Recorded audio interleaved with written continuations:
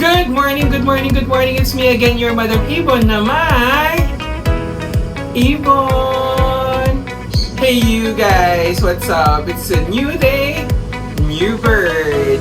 Alright, so for sure na-miss nyo ako kasi it has been like how many weeks ba? 2 weeks I believe nung last ako nag-vlog kasi medyo naging busy ako sa house renovation, sa new work, so I have new work. Oh my God! Wow! Right now, and actually I joined MVP Asia Pacific. Well, thank you Lord for that. And right now guys, what we're gonna talk about is all about free flight. So paano nga ba mag-free flight guys? And from the beginning up to the end. So paano nga ba? Ang dami kasi nagtatanong sa akin na, Madam Ibon, sure ka ba kapag pinalipad mo yung ibon, is babalik siya? What?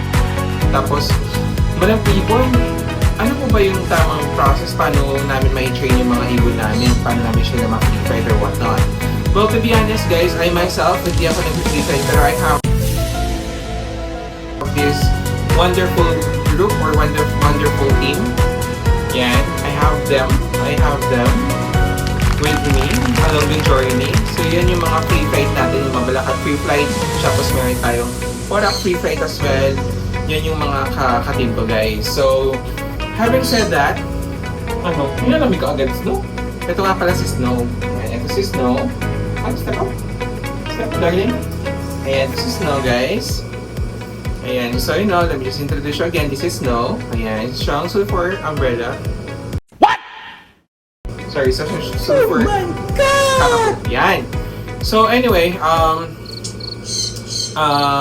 just to cut the story short, paano nga ba mag-free flight? So, number 1, kukuha ka ng hand feed. Either or, you're gonna get a hand feed, ganitong edad, or ganitong edad, or ganitong edad. Pwede rin naman na kumuha kayo ng ganito, mga tame na mga ibon, na dating free flight, or meron kasi experience na binentahan ko isang kaibigan ko na wala siyang experience sa free flight, medyo aggressive na yung ibon, pero napa-free flight pa niya yung Eclectus. Shoutout kay Sir Mackie, yan, tsaka si Sir Bernardo, yun yung mga Eclectus flyers natin sa Manila. So, number 1, i-hand feed yung mga pang free flight nyo. So, from ganitong edad, 2 weeks old, 3 weeks old, or whatnot, San Cunyer, Eclectus, AGP, Macau, or whatever, ito yung dapat yung gawin una, i-handfeed nyo sila, ayan. And then, once na-handfeed na sila, so syempre lumalaki yan, iban nyo guys, like, iban nyo ng ibanding ibon nyo hanggang sa matouch sila sa inyo. So, first, once marunong na silang like, lumalakad na sila, or whatnot, ginagawa nila ang tinatawag na walk recall. Walk recall guys, yan yung parang papahabol mo yung syringe sa kanila.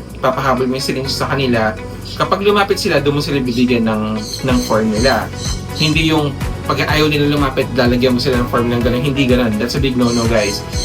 And also, number 2, make sure na yung ibon nyo is naka-condition siya. So, let's say, yung ibon nyo is mahaba na yung mga pakpak niya, at marunong na siyang lumipad. Yung kasing mga baguhan ng mga ibon guys, yung mga kaka-newly win lang, yung like win, sabi nga nila win, diba? Tawag dito, may tinatawag silang mga ganitong training. Meron tayong tinatawag na ascending, ito yung ginagawa, ascending, from bottom to top. So, nasa sayig yung ibon mo, tapos nandito ka sa taas, nilipad siya papunta sa'yo. Tawag doon, ascending. Alright, tapos pagkapunta niya sa'yo, matik, bigyan niyo siya ng formula. Second, kapag marunong na siya mag-ascending, gawin nyo next is descending. Yung descending naman, from sa taas siya, kasi what if nasa may puno siya or what not, di natin maiwasan yan, no? So from sa taas, lilipad siyang pababa sa'yo. Pagpaba niya sa'yo, nakaganon ka, syempre, hindi ganon, or ganyan, di joke lang, sorry.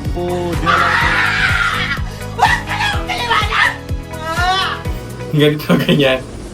Paglapit niya sa'yo, lumipad siya, again, formula. So do that guys every time na mag-handfeed kayo. Once basta lumilipad yung ibon nyo, iba nyo siyang ganon. Descending, ascending. Tapos yung pinakalas naman is yung tinatawag nilang boomerang. Yung boomerang is, nasa room kayo, ibabato nyo yung ibon nyo. Pagkabato nyo sa ibon nyo, iikot siyang ganon. Babalik sa inyo. Subo. Iikot siyang ganon. Pagkaikot niya, pagdating sa'yo, formula. Ganon. Either formula, or bigyan nyo siya ng iba kasi ginagamit nila is formula. Iba naman ginagamit nila is yung parang meron silang mga ganito, yung mga ganyan. Parang shik-shik ba yun? Tapos may mga sunflowers binibigyan. Parang treat lang ba? Parang ganun. So yun. Next, pagkapag medyo okay na silang ganun guys, gagawin nyo next is pupunta kayo sa outdoor. Yan. Punta kayo outdoor guys. Pero make sure na merong leash yung ibon nyo. Yung mga leash, pwede nyo silang i-avail kay Sir Donget Bear. Tapos meron din alam ko nagtitinda ng mga training rin si Kuya Jigs. Ayan. Tapos si Gabriel, si Gab, yan. Meron din siyang binibenta mga ring guys. Training ring, tapos talagyan lang po ng leash. At least nasa labas kayo, viewing yung ibon nyo. Paano ba yung viewing?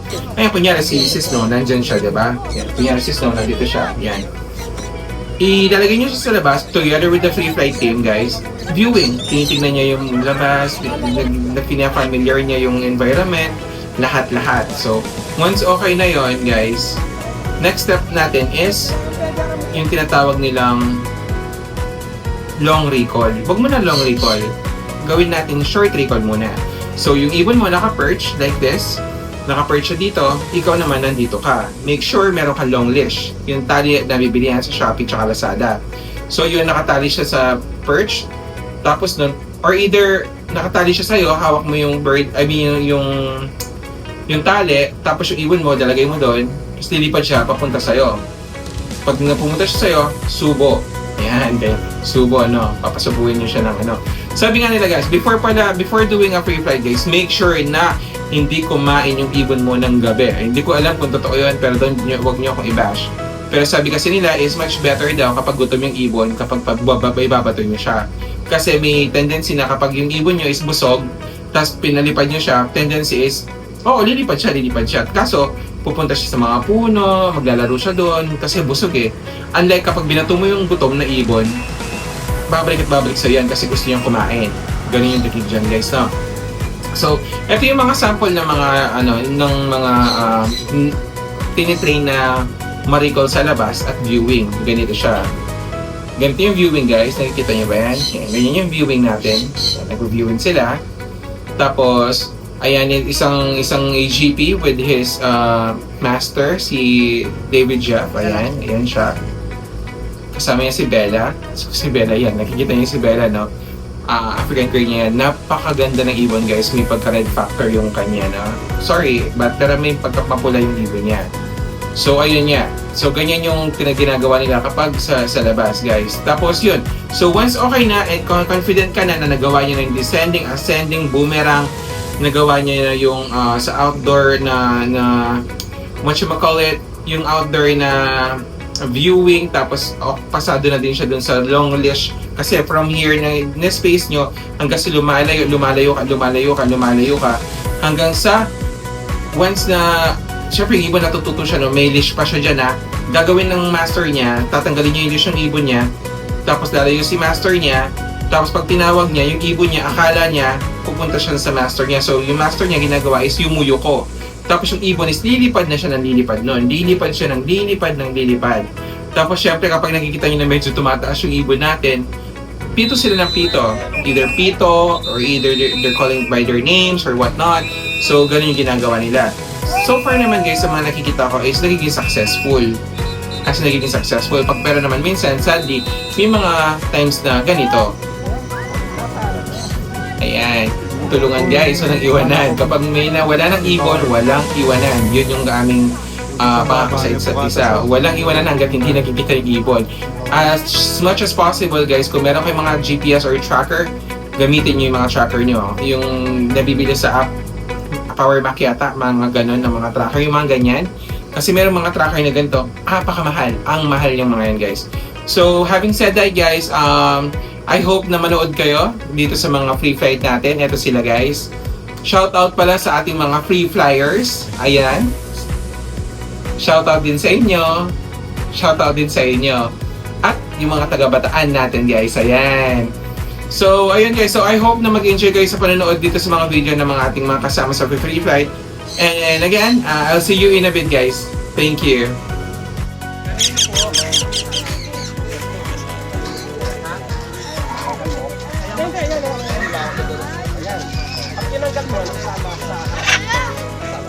Hey! Our shoutout ko si si Saray TV, ayan. Para pang sa kotse. Si Saray TV, ayan, o, diba? Magandang umaga sa inyong lahat. Yan. Thank you. So yung Team Pias, Team Porac, ayan. So we have Team Bataan, yung Boss, nakablue. kaya kayo na, boss? So ayan guys.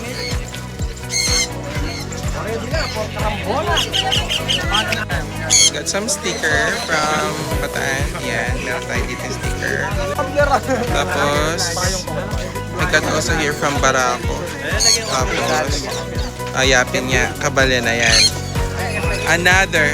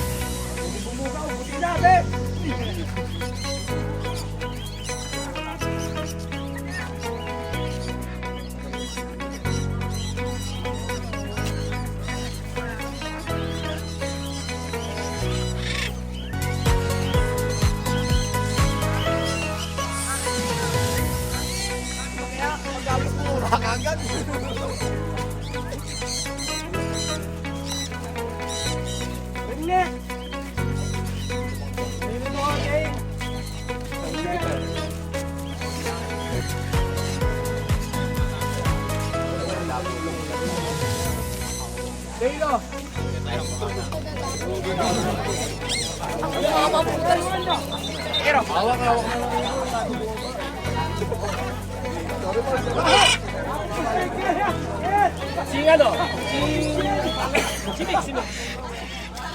Mix, wala, hindi nagdala na ano. Ayun na, si Mix. Tapos Good morning.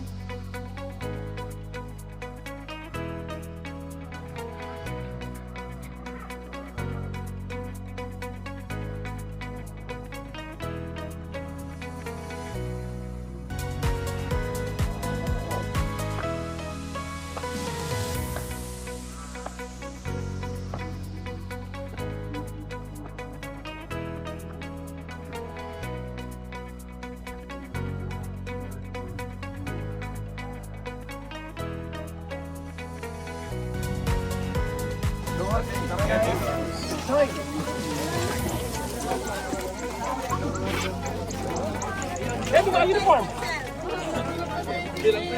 Mas one bird mo na eh. Alin? Ilang po na naman ito.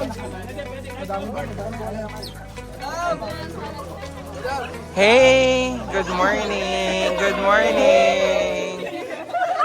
Mga boys.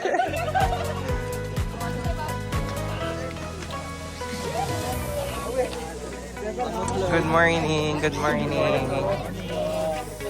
Taas na lang, no? Mas clear doon, no?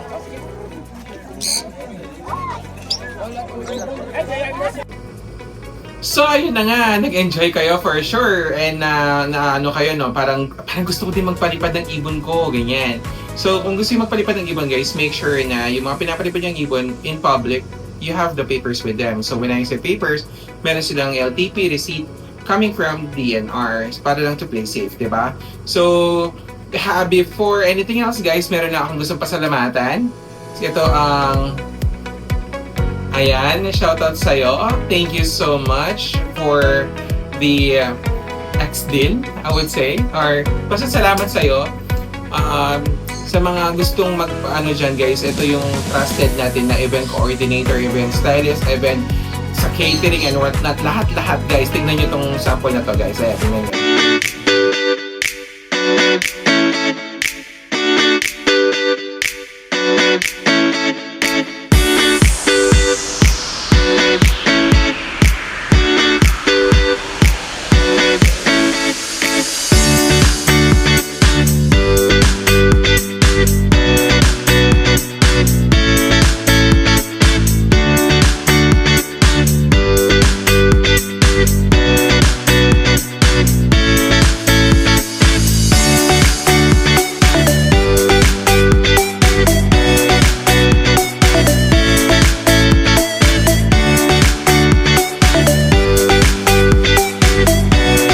Diba napakaganda? Tignan nyo guys, napakaganda ng setup nila. Tignan nyo, napaka-fab, diba? Very aesthetic, very modern, like ang ganda ng setup. Don't hesitate to contact them guys. Ito yung page nila, ayan. Ayan yung page nila guys. Napakamura ng book. Dito yan sa Pampanga. Actually, they can do also outside Pampanga. And ang dami, busy sila palagi guys. Pero I would tell you guys, try nyo magpabook sa kanila. Hindi kayo magsisisi. Again, shoutout sa'yo. Yan. Thank you so much. Alright, so mayroon tayong patalastas na guys. Mayroon tayong sponsor ngayon. Yan. Anyway guys, ayun nga. So, having said that, I hope na may marami kayong natutunan dito sa content natin na to. If you have any questions or whatnot, please always leave a comment sa comment section below, and also please don't forget to like, share, and follow na rin. Please subscribe. Malaking tulong na po yun sa akin guys. Again, I'm not gonna make this vlog so long. Again, this is your Madam Ibon! May Ibon! Madam Ibon! May Ibon! Madam Ibon! May Ibon! Thank you so much guys. I'll see you next time. Bye!